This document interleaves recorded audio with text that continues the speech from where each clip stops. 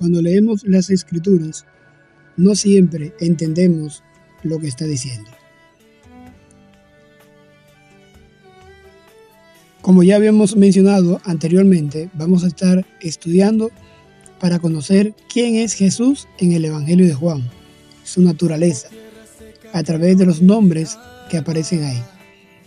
Y hoy vamos a comenzar con Juan 1:1, que dice: en el principio era el Verbo, y el Verbo era con Dios, y el Verbo era Dios. Notemos bien que dice: en el principio era el Verbo. Eso significa que Jesús no comenzó en Belén. Nació como hombre en Belén, pero no comenzó en Belén.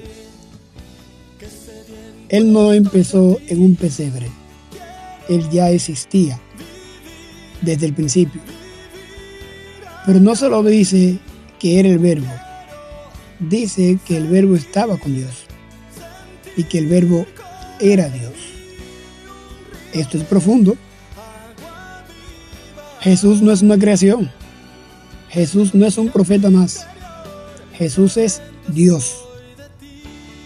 Y es indispensable que entendamos eso. Ahora bien, ¿qué significa la palabra el verbo? Normalmente en gramática, en lengua española, se nos enseñó en la escuela que el verbo es la acción que realiza el sujeto en una oración. Y es verdad. Pero aquí, en el contexto bíblico, la palabra verbo es la palabra logos. Sí, logos. Un logo es la expresión visible de una idea. Es la expresión visible de algo que usted tiene en su mente. Y existen muchos logos. Hay logos en los celulares, las compañías tienen logos que representan ya lo que son, que al usted verlos, usted dice, eso es tal cosa. Bueno, esa es la idea. La palabra logos en Juan significa entonces el pensamiento expresado. Es lo invisible hecho visible. Es lo que está en la mente manifestado. Por eso muchas veces se traduce la palabra logos como la palabra, porque realmente las palabras son el pensamiento expresado. Y eso es lo que significa la palabra logos en este caso. Escucha esto con atención. Dios es invisible, pero en Cristo se dio a conocer. Jesús es la expresión de Dios. Es la imagen visible del Dios invisible. Es la voz de Dios hecha carne. Es el pensamiento de Dios revelado al hombre. Por eso, cuando en los evangelios tú ves a Jesús, estás viendo a Dios. Cuando escuchas a Jesús, estás escuchando a Dios. Cuando conoces a Jesús, conoces a Dios. Jesús no solo vino a hablar de Dios, Él vino a mostrar a Dios. Jesús no es solamente la palabra de Dios, es la palabra de Dios hecha carne. Él vino a mostrarnos a Dios.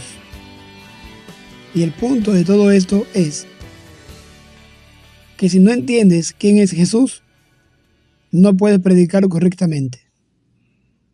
Porque nosotros no predicamos ideas, no predicamos religión, no predicamos iglesia.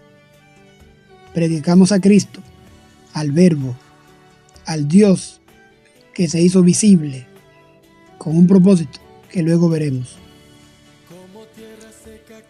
Si Jesús es la expresión de Dios, ¿realmente lo estás conociendo? ¿O solamente has oído hablar de Él? Ese verbo que estuvo en el principio, allá en Génesis, en la creación, era la expresión de Dios audible. Pero en Juan capítulo 1, versículo 14, se nos muestra a la expresión de Dios visible, porque aquel verbo se hizo carne. Y se hizo carne para poder morir por nuestros pecados, para morir por ti, para morir por mí. Porque el único que puede darnos salvación es Dios. Y Dios, por amor a ti y por amor a mí, tomó forma de hombre, hecho semejante a los hombres, para poder morir por nuestros pecados.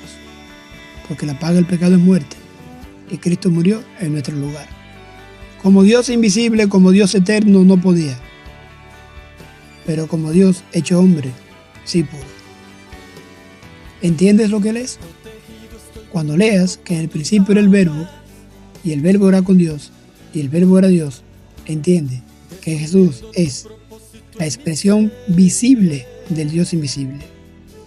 Es la manifestación de la persona de Dios, y es el pensamiento de Dios expresado.